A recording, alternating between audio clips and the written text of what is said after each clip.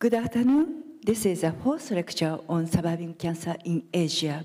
Today's lecturer is Professor Shigeto Sonoda. Professor Sonoda specialized in comparative sociology. Professor Sonoda is one of the core members of Asian Barometer project. This project was initiated by Professor Takashi Inoguchi as a course director of IT Asia program. He is promoting pioneering Asian studies. Professor Sonoda will give 2 lectures for us during this semester. And in the last session of this course, he will facilitate the final discussion with Professor Akaza. Professor Sonoda would show us methodology from Asia Barometer and Asian people's perception on cancer related to the following question: how do people in Asia perceive health-related issues? His today's lecture title is Asia Cancer Barometer Challenge and Outlook Part 1. Professor Sonoda, would you start? Thank you very much for your kind introductions. Yes, I'll be delivering 2 speeches in this session, and the title is called Asia Cancer Barometer. But whether I like it or not, I have to tackle this issue through my own experience. But there may be so many challenges we are now facing, so I'd like to explain about what we had learned. What had experienced by conducting a kind of Asia-wide survey called Asia Barometer. This is outline of today's speech, challenges in Asian studies, because I think the same can be said to the cancer studies, but most of the researches has been conducted locally. Let's say operation of cancers has been done or has been developed in most cases at the nation state. But it's quite rare for them to share the information and share the to compare how they operate and how they work together. But the same can be said to the AI studies that I measured in. So I'd like to explain about the challenges we are facing to understand Asia. This is the first part of this speech. And I'll explain about, and in the second session, I'd like to explain about the characteristics and the mission of Asia Barometer survey, which contains as many as 32 countries' data with more than 52,000 samples. And this survey has been initiated by, as you might know, the Professor Inoguchi, who is now the president of Niigata Prefecture University. But this data is really, really useful on one hand, but it's quite difficult to manage to use it for our analysis and explain why.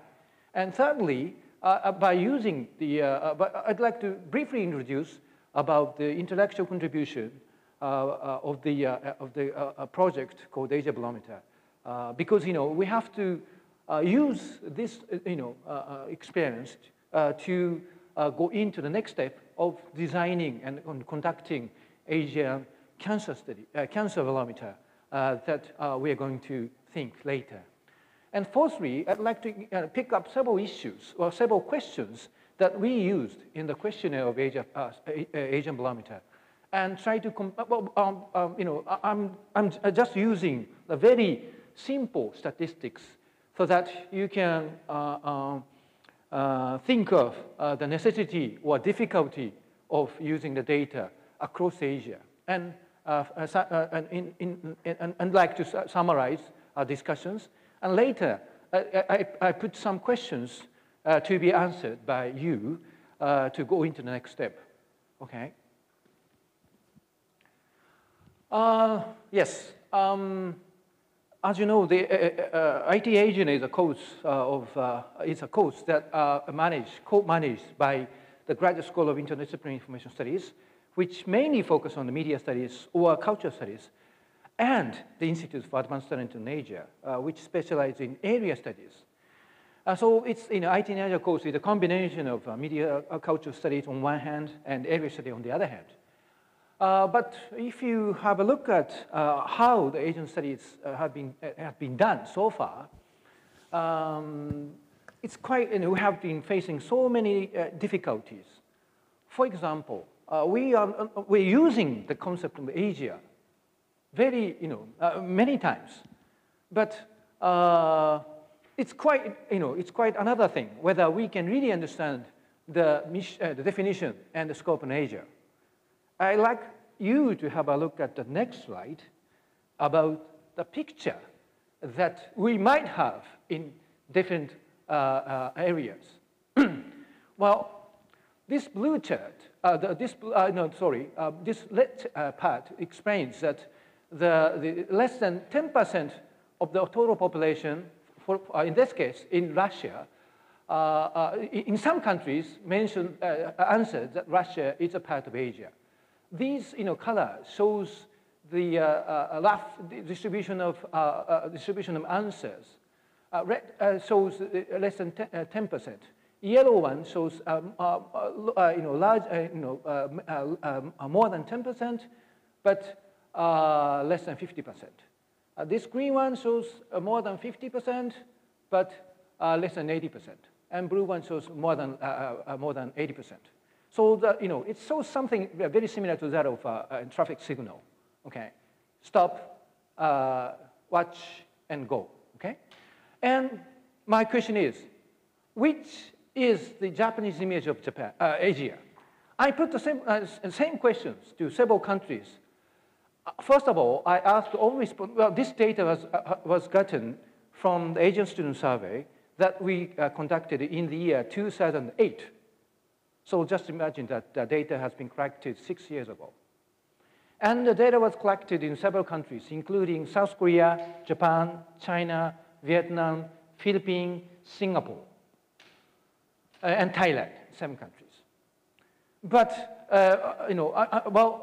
even though we prepared the same questions, but we got different answers. Well, I prepared 2 questions. First of all, just imagine about Asia. And we prepared several adjectives, whether these adjectives are appropriate to characterize the nation of Asia.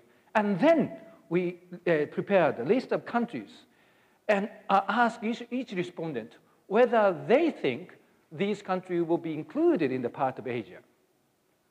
And if you look at the distribution of colors, you can see very different.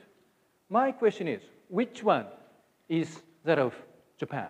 I mean, what are the results of the answers of the Japanese students? In other words, well, in case of Japan, we collected data from students of Waseda and students of University of Tokyo. In case of Korea, I collected the data of Seoul National as well as Korea University. So, we selected several universities in these countries and try to compare. Which is Japan? Blue one, it shows the countries, that more than 80% of the respondents answered that these countries belong to Asia. Say the first one, but the one on the top right. Top right? Is this answered by Japan? I'll risk it and say yes. I think The first one. Why? because they include Thailand, they don't include Vietnam or Myanmar. So Thailand is quite familiar to Japanese people, and they have this pre-concept of Asia, China, Korea. Right. Somewhere, Taiwan is not included. Somewhere, Taiwan is included in Asia. So I think that Japanese students included Taiwan as a part of Asia, right? Okay. What about Xiaojun? Do you have any idea? Which is answered by the Japanese students? The first one, this one. Tell me why?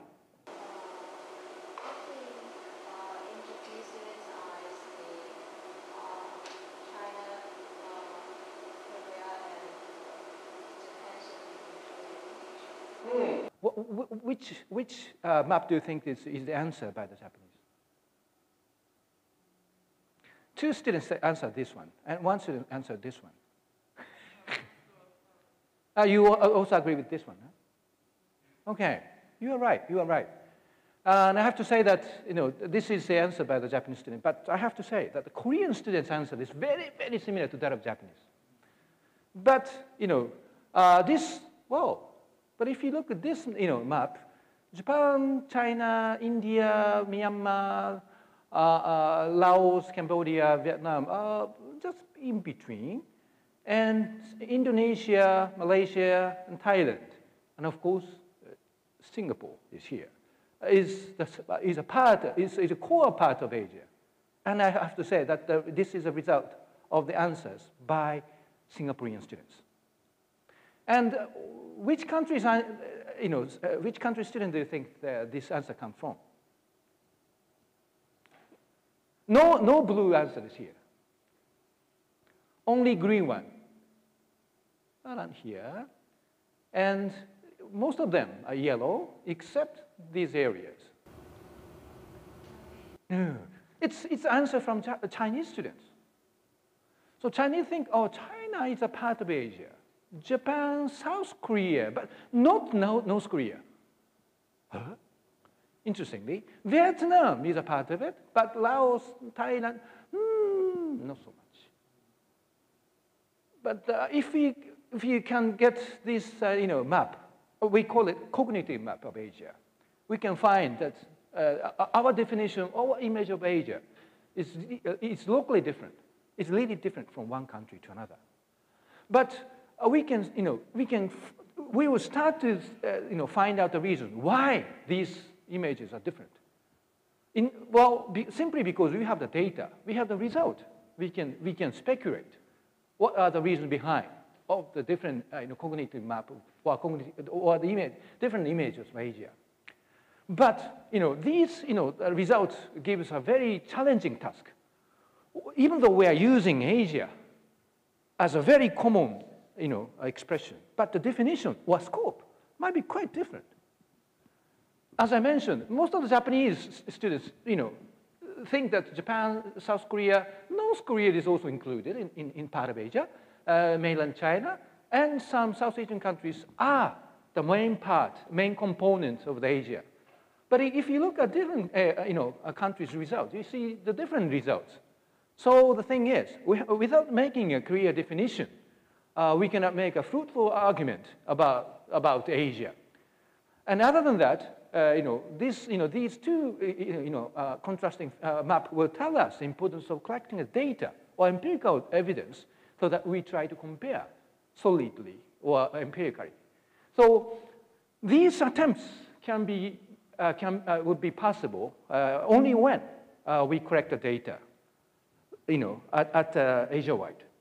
But as I mentioned, even though I said Asia-wide, but Asia's definition and scope are very different from one country to another, or one scholar to another, and so on. And the second challenges for us is that even though we're using Asia, but Asia means for whom or for what? We sometimes use Asia strategically. Yes. And I think Akata Sensei has been trying to use the concept of Asia for his own strategy to facilitate the kind of cancer studies in a good way. But the third point, which is more challenging question to us, is that is Asia a meaningful concept? Sometimes we just think that Asia is just a collection of countries. For example, I had a lot of discussions with the scholars in the Department of Sociology at University of Hawaii. And they have a strong sense of promoting Asian studies from sociological perspectives. But if you look at the faculty member of the Department of Sociology at University of Hawaii, one faculty member is a specialist of Japan. And one scholar is a specialist on Korean studies. And the other faculty member is an expert in Chinese studies. And they say, oh, we are Asian studies, because he's an expert in Japan, he's an expert in Korea, he's an expert of China. So collection of experts on local societies, they think is good enough to talk about Asia. But I'm a little bit suspicious. It's just a collection of countries, necessary, or what should say, sufficient condition to study Asia. They're doing some part of Asia, but I'm not sure whether they should use the concept of Asia. Just use Japan, South Korea, China, without mentioning about Asia. But why they have to use Asia? Is it really meaningful? Well, again, it has to do with the strategies or the mission of our research. And a fourth point, which is, interesting mention, is that, some special scholars, especially the international economists, have come to put an emphasis on the emergence of Asia. Even though the Asia has been, has been discussed by different parts of people, but recently more and more, social scientists have come to more close attention to the interconnectedness or interdependence across Asia. So they sometimes use the concept of Asianization of Asia, very tricky concepts. But especially economists try to look at trade relations or foreign direct investment, and then try to see, they try to trace the money flow from where money goes to which countries, and they claim that money has come to circulate within the area of Asia. That's what they call Asianization of Asia. But I think this phenomena can be applied not only to international economics, but social science in general, or in some aspects, sociology is also experiencing a kind of Asianization of Asia. For example, Akata Sensei is now trying to create a kind of Asia cancer, barometer. But if just suppose nobody thinks that the use of Asia is meaningful, then I'm not sure whether it's really a good idea to use a concept of Asian cancer studies. Probably Asia, the entity of Asia has becoming more and more meaningful. We are prone to, or we are apt to use, we have come to use the concept of Asia. So historically, Asia has becoming more, much more visible. But in order to visualize Asia, we need some substance to get some inspirations. And I'd like to say that the data or collective data of, let's say, Asia Barometer is a kind of, result and a cause and both cause and result of Asianization of Asia. Because I think that, understanding Asia is important, comparing countries across Asia or trying to look at dependence among Asian countries, they try to do the survey at the Asian level, regional level, rather than at the national level. So, and of course, the rise of Asia has become more and more facilitating, has becoming has been providing some intellectual platform where Asian scholars can exchange ideas.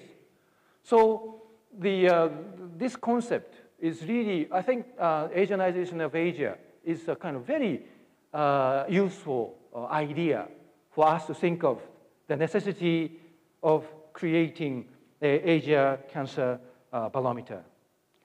But before thinking of the Asian Cancer Barometer, we have to be reflexive.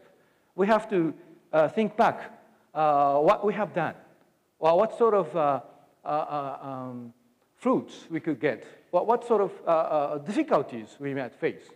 So in order to think of the necessity and difficulty of conducting research at the Asia level, I'd like to explain my own experience to work with Professor Inoguchi who is really energetic guy.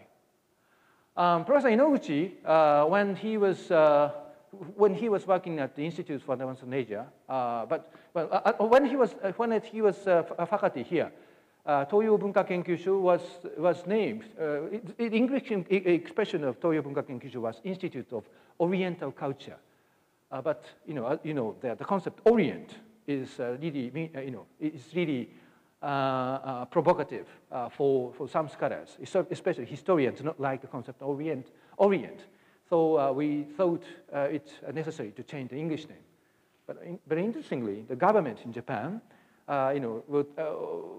takes a lot of time to change the Japanese name, but they don't check the English name. So we could, change an English name, in a very short, in a very short time.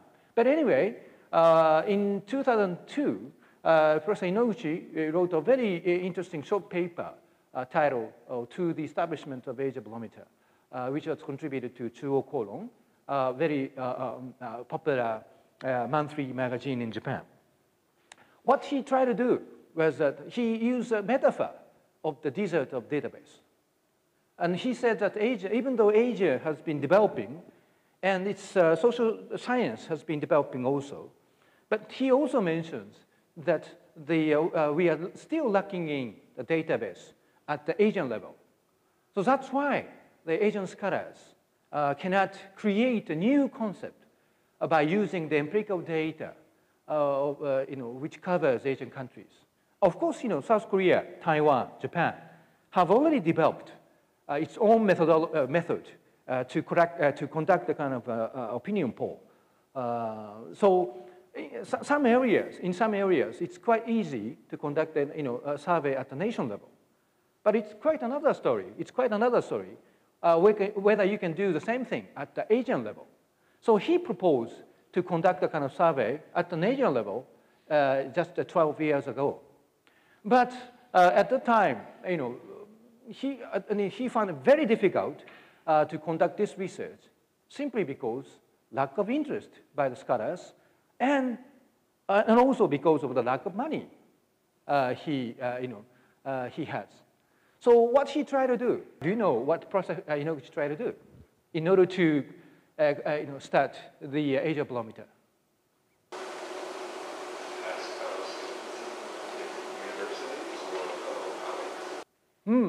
Yes, actually, he tried to get the money from the Institute of Oriental Culture, right? But soon he found that the money he can get is very small in amount. So what he tried to do next is? No. Probably that Professor Akaza has been doing. Pardon me? No. Knocking the door of the company to get a donation, to get donations. But getting donation is the easiest way to get the money. But sometimes a donation it gives you a lot of troubles. Because to be frank, he started to conduct research from 2003, and most of the money comes from private companies like Toyota or other Japanese multinationals. But they try to negotiate. The donor will never fail to negotiate with the researchers. Okay, they understood the importance of collecting the data from Asia, but the donor had a strong request to Professor Inoguchi to include the questions that they're interested in. So Professor Inoguchi included some question about cognition about brand name. So he prepared several brand names, whether the informant in Asia knows IBM, and Toyota, or whatever. It's a kind of so it's a kind of market research. But later I found that he simply did not like it. But due to the financial constraints, he couldn't help doing it. But from 2004, he could successfully get the financial support from the first of all from the Ministry of Foreign Affairs, but but from 2005, he could get a large amount of money as a research grant from the Ministry of Education. So from 2005, the sampling method became more refined, and the questionnaire became more purely academic one. But before that, as I mentioned, we can find many interesting questions. Where, let's say, where they take breakfast, which tells a very different pictures between, let's say, Japan and let's say, Southeast Asian countries. But I have to say that these questions, are not, designed by Professor Inoguchi, but simply because of his necessity to include these questionnaires. But his, argument is very interesting because, he argued from the very beginning that the regional data, I mean, Asia-wide data, is quite necessary in order to foster the collective identity as Asian. So he sometimes cites the importance of European Union and the contribution by the Barometer, which covers European countries. Simply because they know the data, simply because they can easily understand the commonalities as well as differences across the countries in Europe. They can think many things regionally. So very paradoxically, data or existence of data can be a foundation for the creation of regional identity. So but if you look at the history of a survey or research, nationalism, the emergence of nationalism has to do with the institutionalization of the national survey. So he proposed to do the same kind of things at the regional level. So you might be easy to understand that why the Minister of Foreign Affairs in Japan tried to support his research, because about 10 years ago, not only the government of Japan, but Chinese or other Asian countries are also, they used to be more interested in, I should say, more interested in the Asian community issues or Eastern Asian community issues. So they are thinking of the necessity of doing something collectively. So he was very happy, he was very fortunate to get support from, first from the Ministry of Education in Japan, and later by the first by Ministry of Foreign Affairs, and secondly by the Ministry of Education. But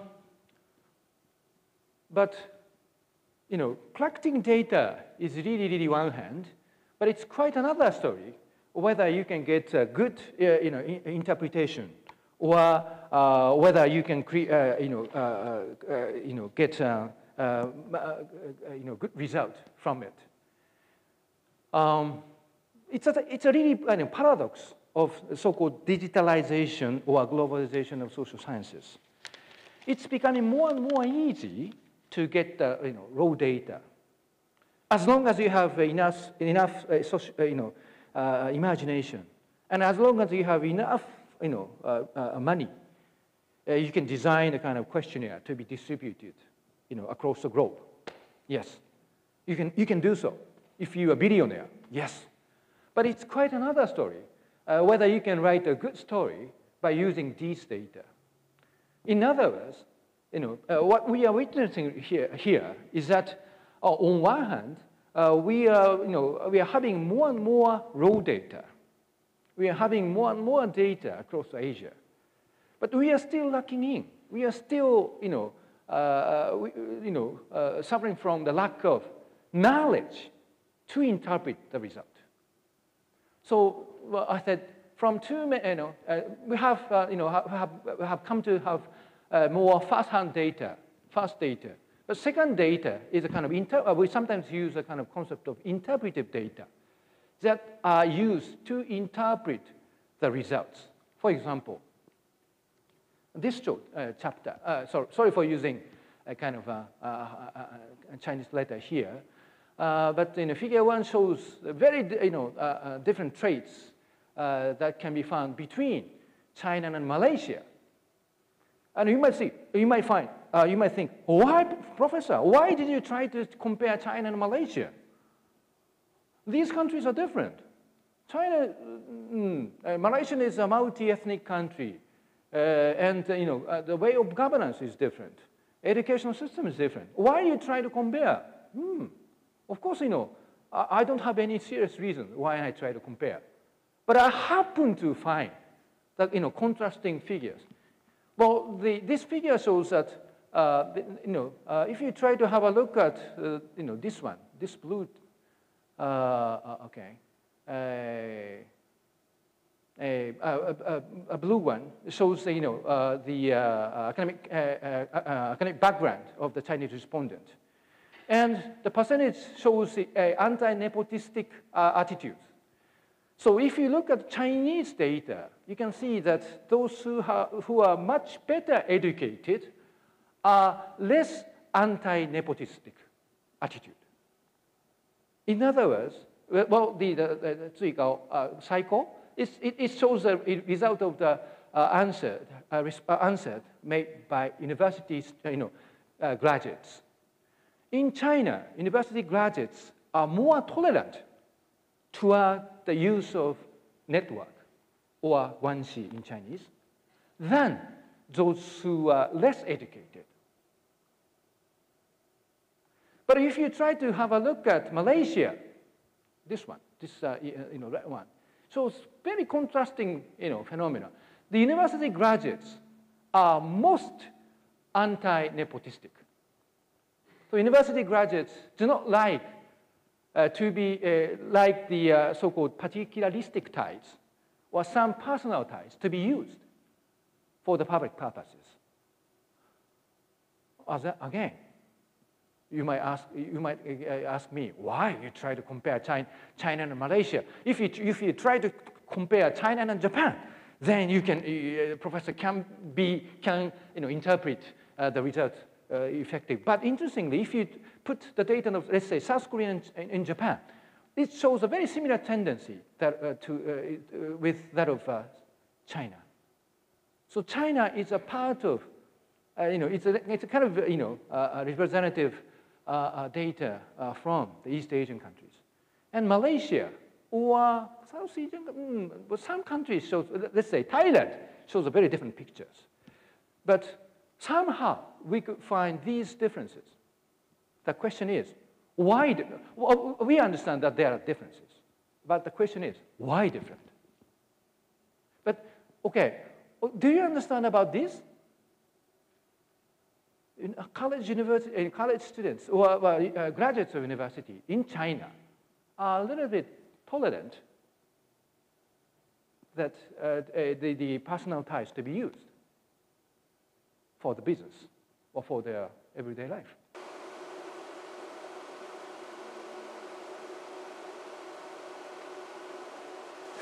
Because they gain some benefits from that.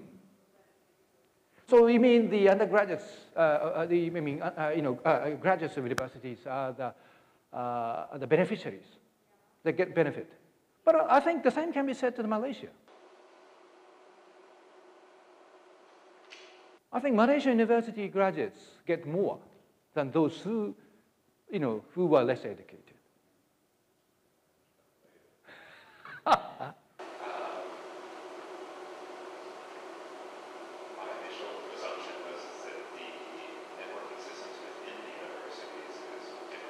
Oh, okay. The universities function are different, huh? That's my initial assumption. That's about as far as I can get. But if your hypothesis is true, how can you explain that about the commonalities across South Asian countries? As I said, the China's pattern, this pattern can be seen also in South Korea and in Japan.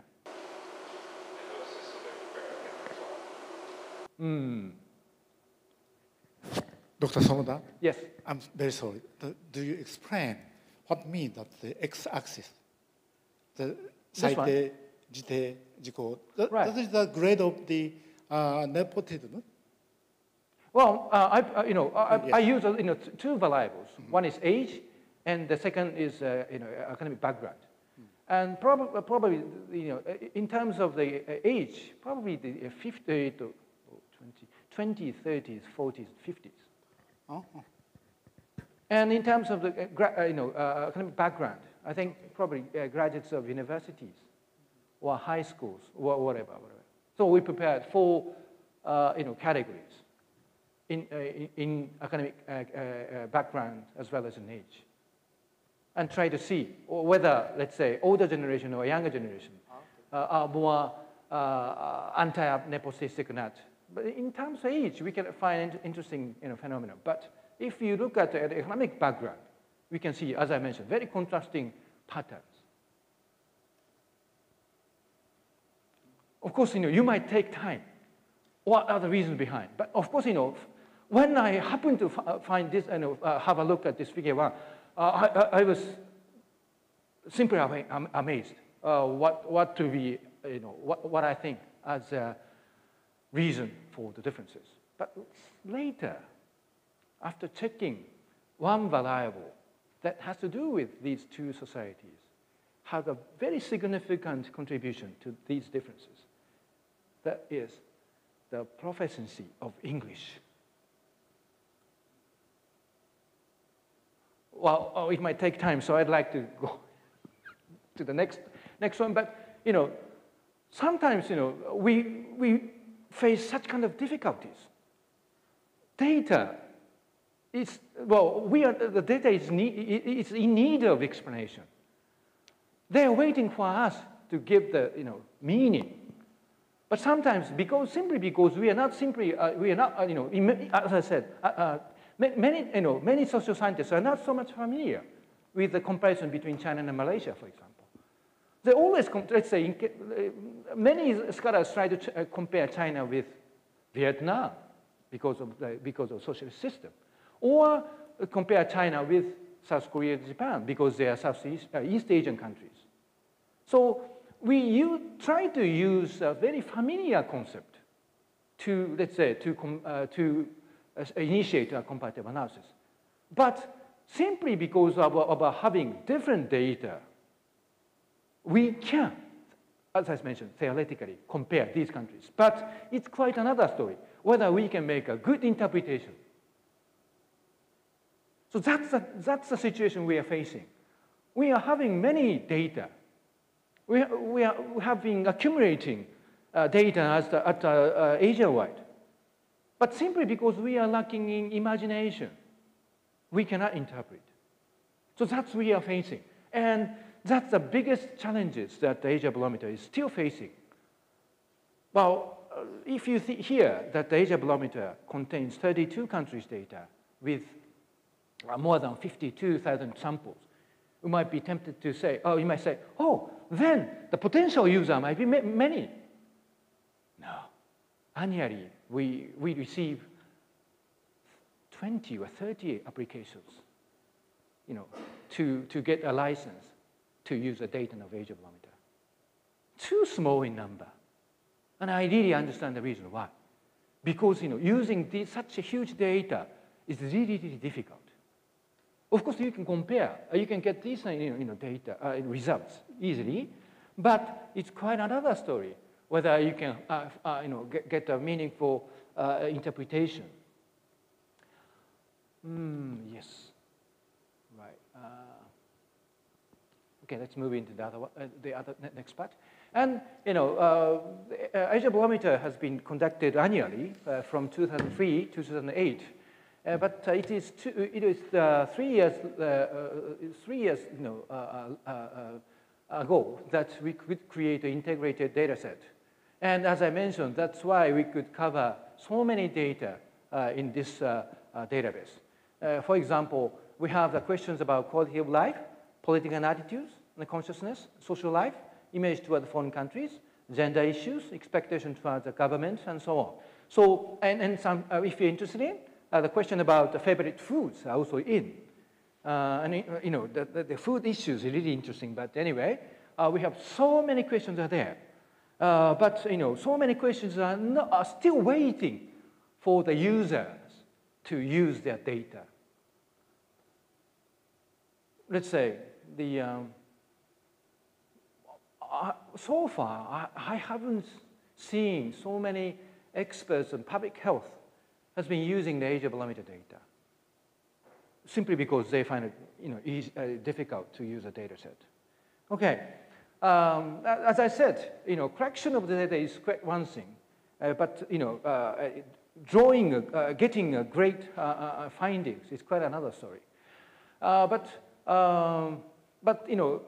even though the progress is still slow, we could get some intellectual contribution by using the data of Asia barometer. In other words, we could widen our views or horizon of the research. And some interesting papers have been already published or in some way or another. Well, let's say in my own case, by using the data of Asia barometer, I could argue that the concept of middle class is still tricky in Asia. If you try to see the kind of social backgrounds of the so-called middle class, you can find some different commonalities across Asia. But if you look at their political attitude, you can find very different pictures. So, but of course, you might ask me, what are the definitions of middle classes? And I use occupation as a criteria of defining the middle classes. Well, basically, but middle class will be composed of new middle class and old middle classes. But by using the occupation categories, you can find some very interesting phenomena, as I mentioned. On one hand, Asia shares some commonalities in terms of the nature of the characteristic middle classes. That is, we have more female. If we try to compare the middle class with the working class, the number of female is much more than the working class. So, if you look at the gender, perspective, yes, we can find some commonalities. And if you try to have a look at, academic background, yes, we see that middle classes are more, much better educated than the working class in every country in Asia. So again, it's a kind of commonalities. But as I mentioned, if you look at the political attitudes, you can see very different pictures. So these, even though the concept of middle class is really universal, and universal, I should say, universally used by the social scientists in the intellectual community. But my argument is that the content or the nature of middle class is really locally dependent. So without looking at the local context, you cannot argue a middle class in a universal way. And let's say Miss Nam Wee-yong, a kind of student of GSII, also wrote a very interesting paper about the relations between the frequency of internet and the sense of nationalism. Because she came from South Korea, and South Korea has a lot of argument about so-called media nationalism. Those who are using, frequent user of internet are to become more nationalistic. So she was wondering whether such argument of media nationalism can be found in every part of Asia. But she tried to see the correlation between the frequency of the use of internet and the attitude of nationalism. You can, her analysis tells us that in some countries they are positively correlated, and very extreme case is China. The frequent user of internet, according to her analysis, is more up to be more nationalistic. But if you look at other countries, you can see the different correlations. So her argument is really challenging the kind of universal argument of media nationalism. In some areas, you can find such you can use that concept to argue that the use of internet has been functioning as a facilitator of the nationalism. But the same cannot be said to other parts of Asia. But how can you explain such regional differences? Again, that's one of the challenges we are facing. Mr. Chan mentioned about even though we sometimes use an Asian type or Asian style welfare system, But he argues that if you try to see the reality of Asia, he argues that we can find very clear distinction between Southeast Asian countries and Northeast Asian countries. And he argues that North Asian countries has a much richer social capital that can be used for the creation of a welfare system. But he argues that in Southeast Asian countries, that such social capital is still lacking. So he argues that the country or the nation has to function much effectively, especially in Southeast Asian countries. While the Northeastern countries, he argues that some intermediate groups would be used for the creation of welfare system. So he tried to prepare some typologies of the welfare system in Asia by using the data of Asian Barometer. So these arguments are very contributing to the creation of regional knowledge. And these are the kind of renovating so-called traditional area studies where in which we try to look at local societies more independently. So that's why, as I said, traditional scholarship try to just combine the national experts to be a kind of to become experts on Asia. But what we are now witnessing is that the necessity. We're now looking at the emergence of necessity of, first of all, comparing different areas to see our commonalities and differences. And secondly, we have to think more seriously about the relations. Without thinking the relations across nations or across societies, we cannot think more collectively. So, but in order to do so, as I repeated again, I'd like to repeat again, we need some evidence to compare societies, to compare the different types of relations. Okay, by using the rest of time, I'd like to have a look at several pictures or figures that I collected by using the kind of the data of Asia Barometer. And Asia Barometer, as I mentioned, contains many different types of issues or questions in the questionnaire. But I just picked up some questions which are relevant to the public health issues. Okay. First of all, I'd like to have a look at. I'd like you to have a look at Figure 2, which shows the distribution of answers by the respondent toward their perception toward the importance of health. Figure 3 it tells you how much the people in Asia are satisfied with their health. And Figure 4, shows the situations where the people, how much the people in Asia have a great concerns toward the health. And first, in Figure 5, because we prepared several items that should be financially supported by the governmental expenditure, and I want you to have a look at how people in Asia are looking at the expenditure toward health has been perceived. And finally, I'd like you to have a look at the institutional trust toward health. Okay, this is the result of the Figure 2 shows the importance of health. This number shows the percentage of those who chose health as an important aspect of life. And I asked each respondent to pick up, at most 5 out of more than 30 items. So, in some countries, they try to pick up 5. In some countries, they try to pick up just 3 or 2. So, if you look at the distribution by country, you can see the different numbers of options that the respondent, chose. But, I just, try to compare those who chose health as an important aspect of life by country. And the red, color shows the countries of, it is the data of Southeast Asian countries. And the blue one shows so-called Northeast Asian countries.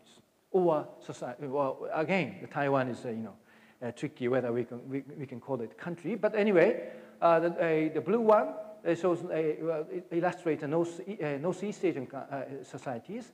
That one shows Southeast Asian societies. And the rest shows other part of Asia. Can you get some full interpretation?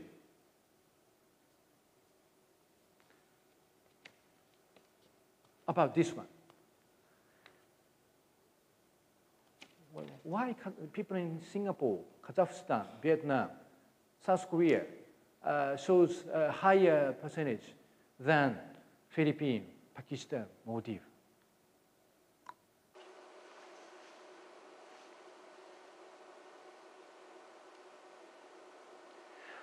Many social scientists, I should say, many social scientists are so accustomed to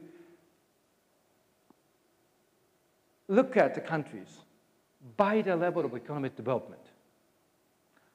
So sometimes, the more the country developed, the more people think that.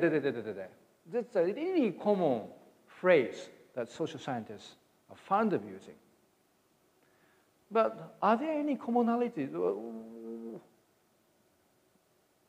Are there some patterns, hidden patterns, by looking at them? Akasa Sensei, do you have? Yes. Apparently, it's a very close relation to age. Age? I mean, expected lifetime. Okay.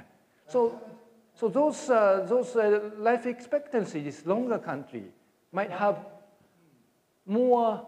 They have more importance to health. High life expectancy country needs a high demand to be health. For example, Japan and Brunei, or I don't know that Kazakhstan, but maybe the less high country shows.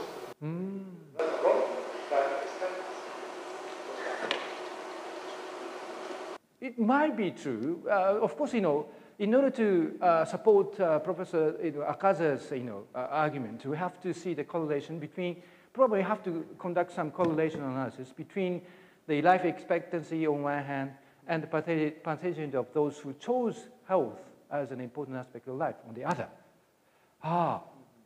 I really admire Professor Akaza simply because you are so much familiar with these figures, you can interpret. But I haven't thought of that. Actually, if you look at regional differences, regional kind of unit, some countries, Southeast and Northeast Asia, shows much higher percentage than, let's say, Taiwan. Probably Taiwan's life expectancy is much longer than Russia, probably. Yes. So a little bit different. So again, we can easily get these data, but again, we have so much trouble or difficulty in interpreting this one. The second point is about satisfaction, which is more subjective data. And we use a kind of 5-point scale. The higher the point is, the more satisfaction they have.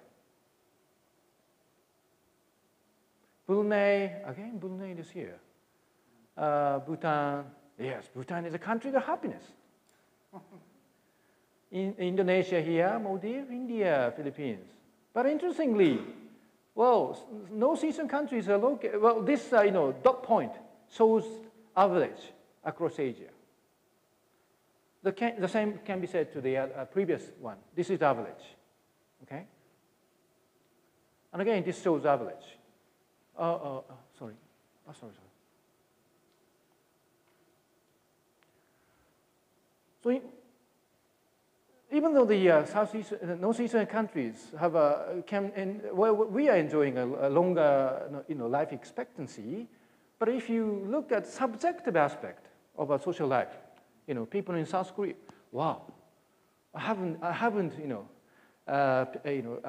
prepared the kind of gender differences. But South Korea is very unique in the sense that they have a very clear gender differences in terms of the satisfaction. Female are the least satisfied, people in Asia. Very interesting. Especially the old female are very unhappy. They feel very strong dissatisfaction towards many aspects of social life. Very interesting. But anyway, can we make a good interpretation about this, distribution? Laos is here, Thailand here. Again, well, we can find some commonalities, among these five Northeast Asian societies. But if you look at, Southeastern countries, Brunei is here, Cambodia is here. Cambodia is located very near to Laos. But different. Russia is here. But if you look at the previous slide, importance of health, Russia was there. So, some countries show some particular traits, but others show very different traits. Okay, concerns with health. Brunei is here. The Cambodian people are very concerned about health. Nepal here, Vietnam, Singapore, Laos here. And again, this is average. And China shows much greater concern than Taiwan. And Japan is here, somehow, close to the average. Well, I'm very interested in the great difference between Taiwan and China in terms of the concerns with health. Chinese people, I look at the kind of generational differences later, but overall, the people in China show greater concerns with health than Taiwan people. But can you guess what makes these societies different? I forgot the other options for this question.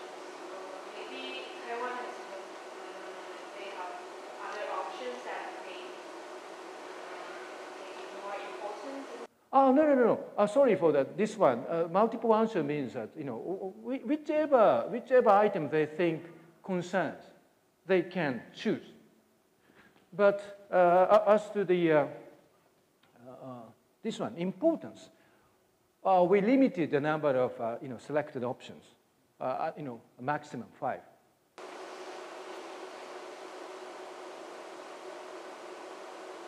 Oh, no, sorry. But anyway, you can find, just keep in mind that Taiwan and China shows great difference in terms of the concerns with health. Okay, figure 5 shows the necessity to governmental expenditure for health. Oh. China and Taiwan, well, seems very close.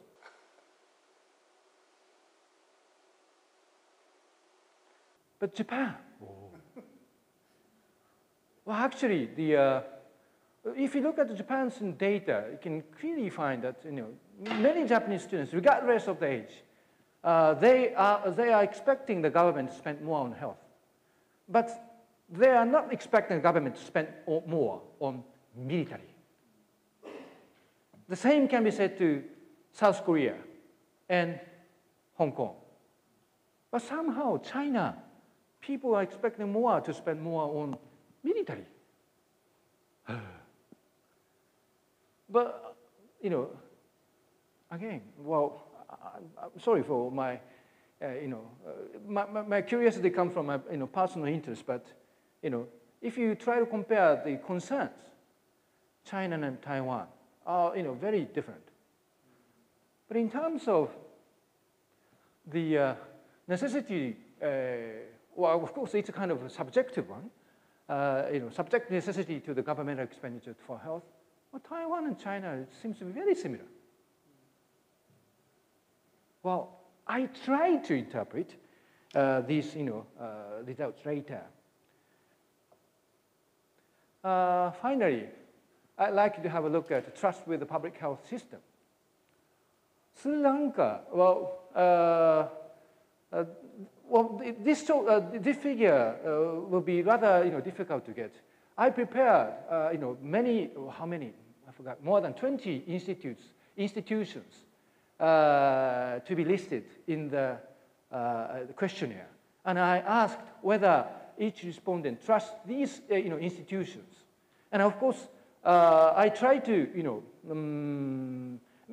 because in some countries, everyone will say trust a lot, trust a lot, trust a lot, trust a lot. But in some, Korean, let's say in case of Korea, people say, do not trust, do not trust, do not trust. So it's really up to the people whether they make overall positive evaluations or negative evaluations. So in order to get the relative evaluation, I try to see the gap between the average trust and its gap between the average and the evaluation toward the public health system. Do you know what I mean? In some countries, almost all of them say trust a lot, trust a lot, trust a lot. So that figure, the trust a lot is scored 5. Do not trust a lot, scored 1. So I use 5-point scale. In some countries, average is very high in every item. In some countries like Korea, the average score is very low.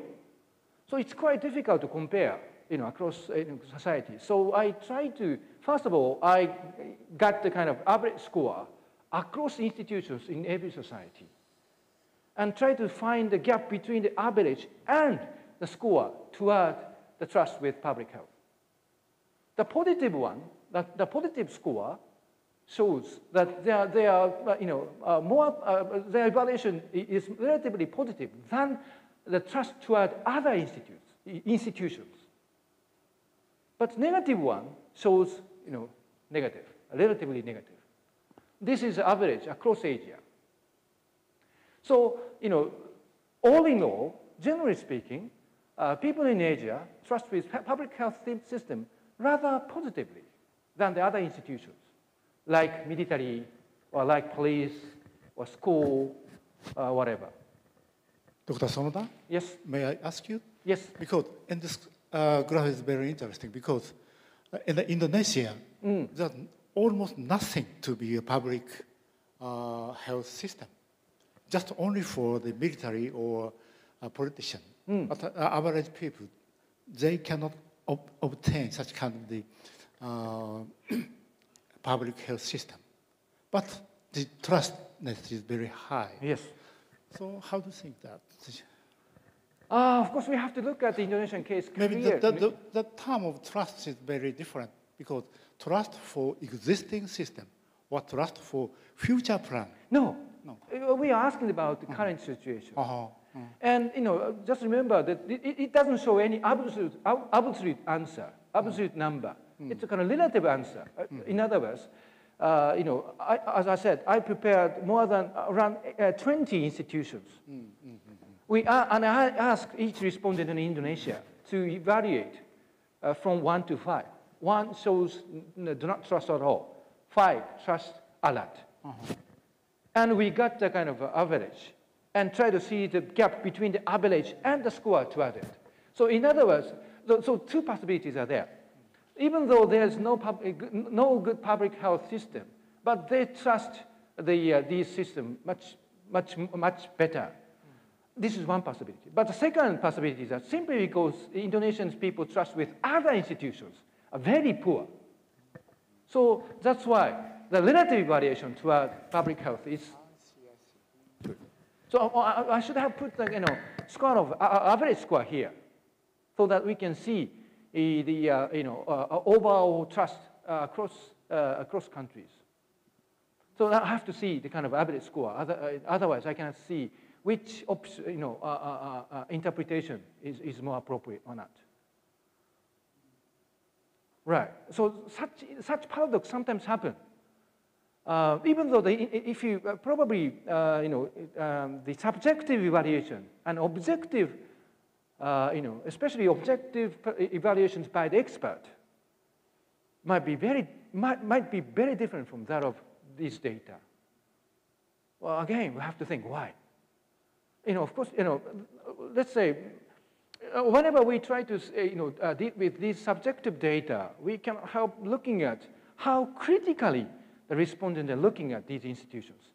And one of the reasons why, let's say, South Korean people are evaluating these trust with very low is simply because it is often said that Korean people are very critical, especially after the democratization. So they are very much concerned. They are very much suspicious about the public system. But it doesn't necessarily mean that Korean public health system is bad. No. No. Simply because they become democratic and simply because they become much better. So the expectation is much higher than the reality, which makes the evaluation, subjective evaluation, much lower than the reality. So we have to think of how the psychology works in a society. Otherwise, we cannot, these data are objective, but it doesn't tell you some objective situation or institutions. It's quite another story. And again, Taiwan and China are very, very different. If you look at Taiwan, they have a very, a strong trust with the public health system here. The best among the 5 East Asian societies. But if you look at China, no. Now, why people in China are not trusting public health system? Well, I just know the result. The Chinese people don't really trust public health system.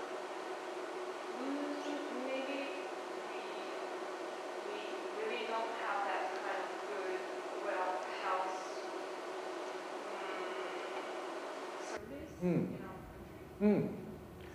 But as Professor Akada said, the same can be said to the case of Indonesia.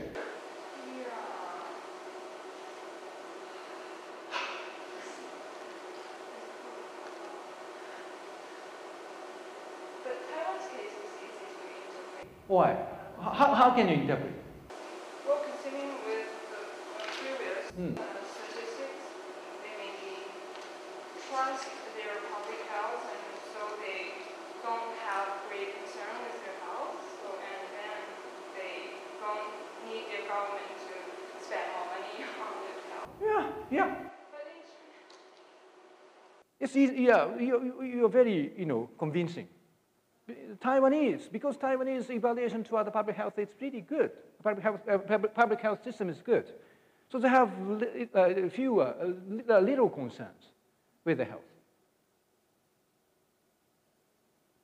But what happened to China?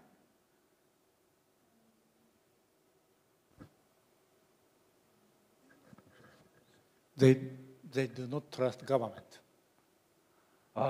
Different. If you try to, I still remember the figure about trust toward the government, especially central government. China is one of the top, which shows China shows the strongest trust with the central government.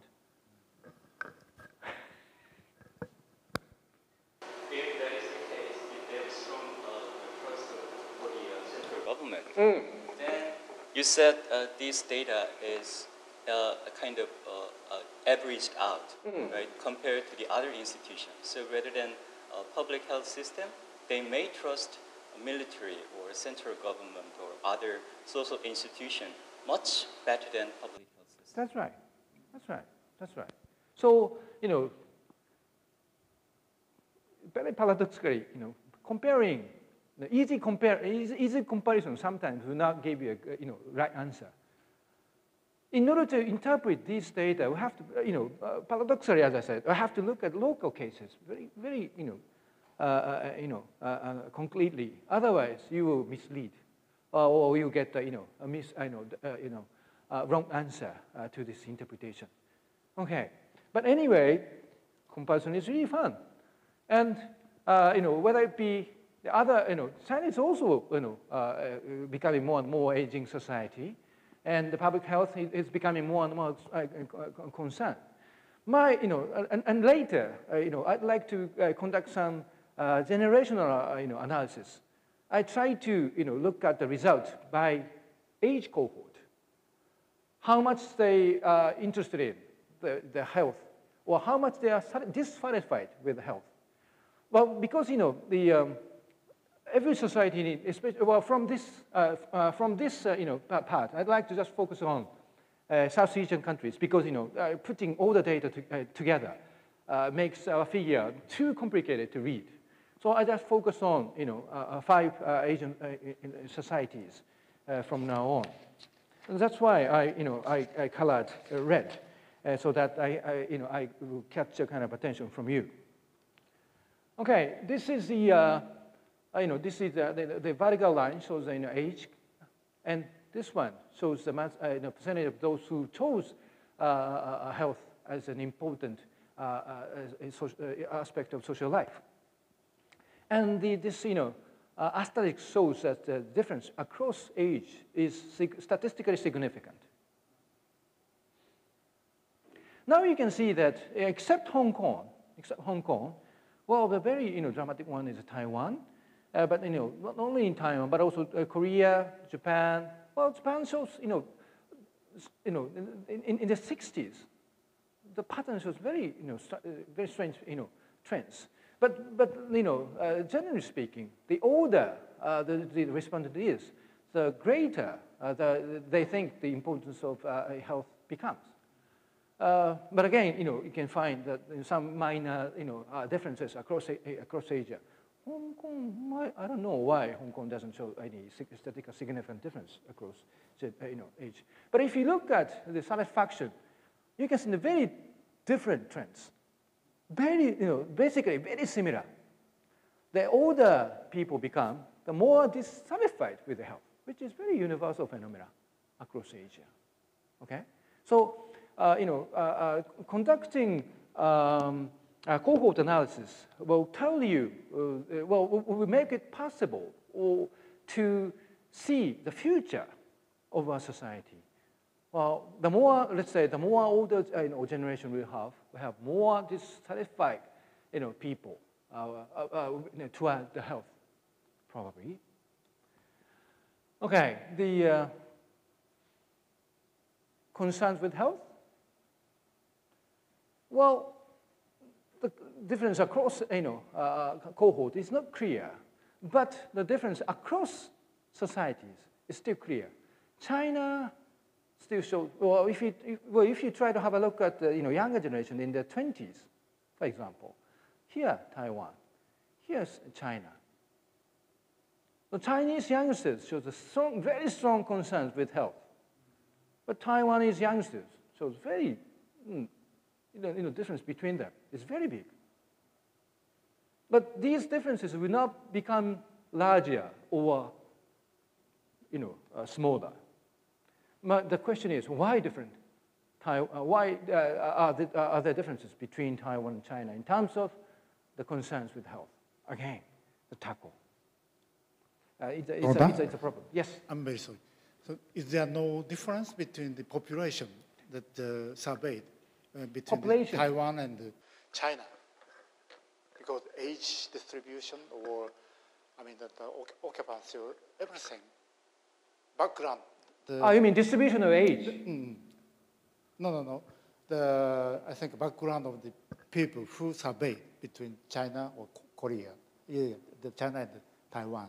You mean sampling method? Yes, because if the Taiwan people checked in this survey belonging to the, for example, academical area or high society, instead the China is not so high society, but the lower society of the or income state, something like that. That the background similarity is very important. You are quite right, but the situation is quite different. In case of Taiwan and South Korea, Japan, and Hong Kong, we could conduct a national level random sampling. But in case of China, we couldn't do it simply because it's too large. So the sample is heavily, relying on the urban areas. So the urban residents are overrepresented than the rural areas, which might have something to do with the result, but it's always, causes a trouble. How to conduct a generalization of the Chinese data, because it's too huge. So collecting the data in Beijing will not tell anything about China as a whole. Yes. And of course, if you look at Chinese cases, the public health system is regionally managed or locally managed. So the objective situation is quite different, let's say, from Beijing to Wuhan. So again, getting these averages is really one thing, but it's quite another whether you can make a good interpretation. Yes, but again, it's the challenges of doing researches in Asia. If you try to conduct the same sampling method across Asia, sometimes it's quite difficult. Once you try to include, let's say, India, Indonesia, China, which has more than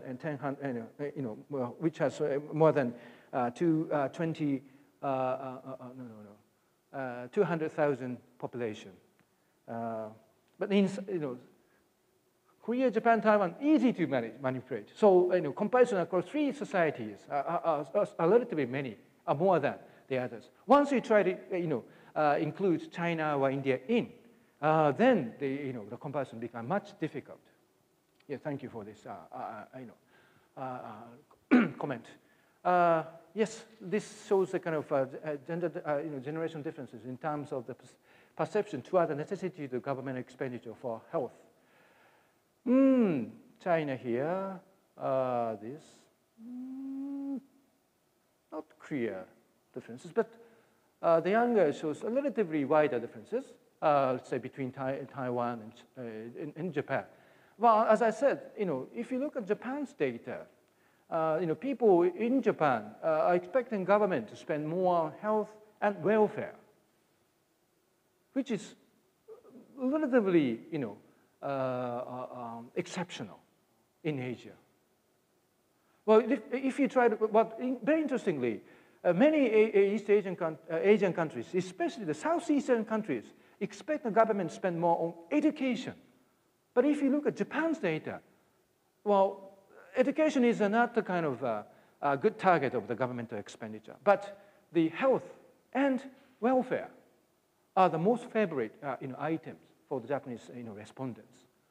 But somehow education is not a good target for the government expenditure. That's why University of Tokyo is now suffering from low budget, which can be explained by the people's preference. And why South Asian countries are becoming more prosperous in the education sector. Okay, it's a kind of joke, but anyway, let's go back to the last slide. The trust with the public health. Oh, it shows very interesting phenomena. China, even though there's any statistical significance across the cohort, but if you look at the youngsters, their trust with the public health is very low. Korea here, Taiwan, well, whether they be old or young, the trust with the public health system is very high.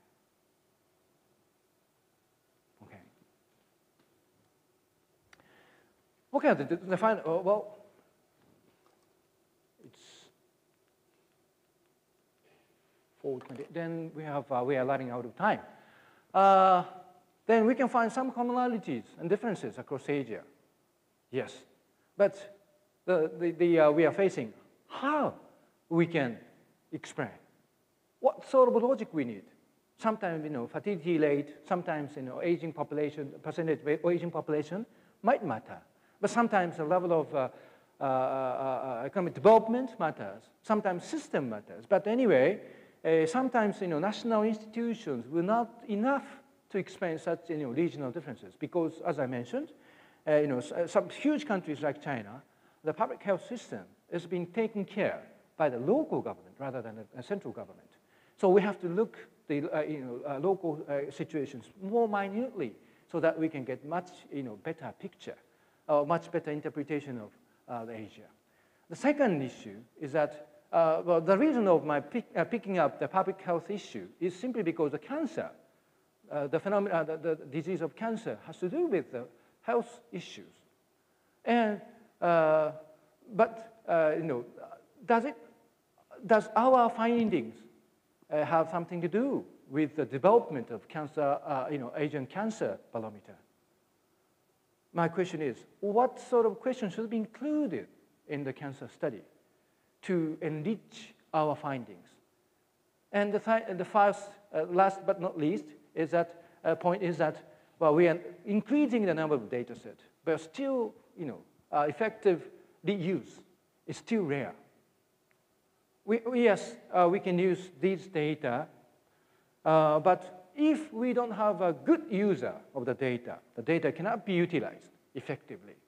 So in order to go into the step of designing Asian cancer studies, we have to think of many points about difficulty and necessity of comparing Asian societies.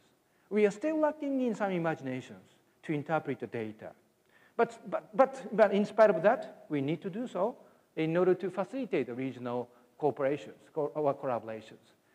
And I prepared two questions that should be tackled by the participating students here.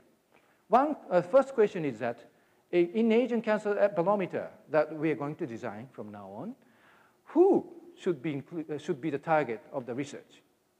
Asian barometer targeted the so-called common people, who are aged from 20s to 60s. But my question is, do you think it's a good idea to target the common people to the Asian cancer barometer?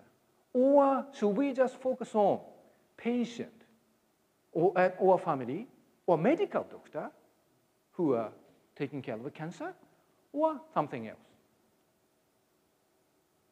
In order to design the questionnaire, we have to specify the target.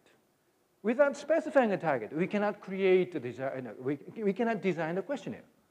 Then the first question has to do with the target of the research. Asian cancer barometer should be focused on whom? This is the first question. And the second question that I want you to think is that what sort of questions should be included in the Asian cancer barometer in order to facilitate regional collaboration in Asia? As I mentioned, the concept of Asianization of Asia is really charming to justify what we are trying to do from now on. But in order to facilitate regional collaboration in Asia, we need to include some questions. But my question here is that what sort of questions should be included in the questionnaire of Asia Cancer Barometer? And these questions are not easy to be answered. And I'm expecting you to use some time to prepare the answers to these questions. And these questions should be examined or discussed later in my second lecture here. And these are necessary important information about the data. And I'd like you to have a look at this data to get some inspirations. Okay, due to the time constraints, I'd like to close sessions right now. Thank you for your attention.